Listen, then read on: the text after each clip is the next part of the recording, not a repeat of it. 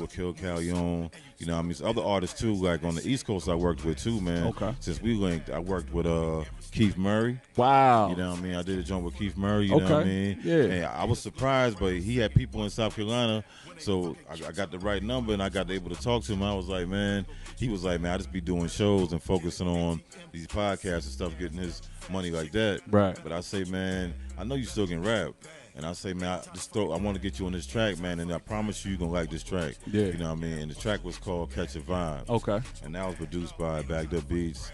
And it got, who else it got on that joint? It got a girl from Philadelphia named Blind Beauty. Okay. Like, and she messed with Charlamagne and Angela Yee. Angela Yee, like, helped manage her or whatever. Yeah. You know what I mean? She a real good independent artist, but she really blind.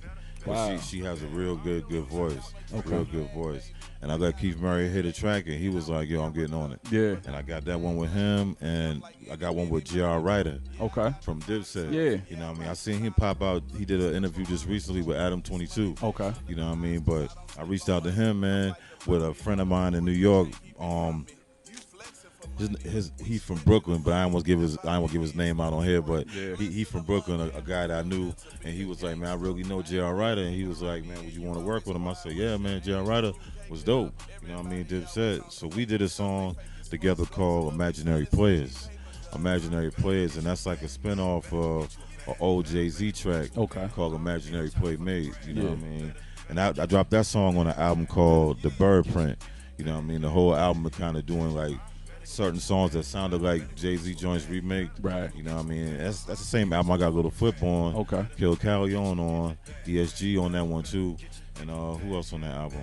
Sauce Walka on that album. Wow. Yeah, Sauce Walka gave me a drop on that joint, man. And I was like, I used that little short hook, but it'll go, man. You know what I mean? I got that through his manager, Big Trill. Yeah. And Big Trill go back to when I first met Project Pat. Okay. You know what I mean? So Big Trill used to be Project Pat manager.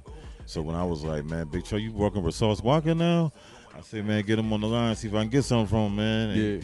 And he was cool, man. Sauce Walka, that's a major. I got to shout out him because Sauce Walka, like, they ain't taking over Houston right now. Yeah. He like the new age, but, you know what I mean? He showed the brother love on the album.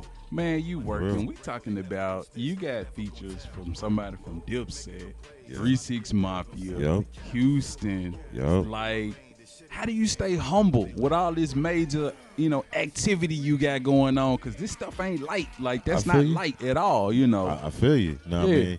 I just be just trying to focus on the long drive, you know what I mean? Focus on the marathon, not the quick race, you know what I mean? Right. So it's easy to get wrapped up in that, but I'll be like, man, if I get wrapped up in that gonna make me stop and not keep going forward, like not reaching for new goals, new things, like new business ventures, you know what I mean? Looking for a different avenue to go in, you know what I mean? So that's how I stay humble, you know what I mean? That's how I keep it humble, man.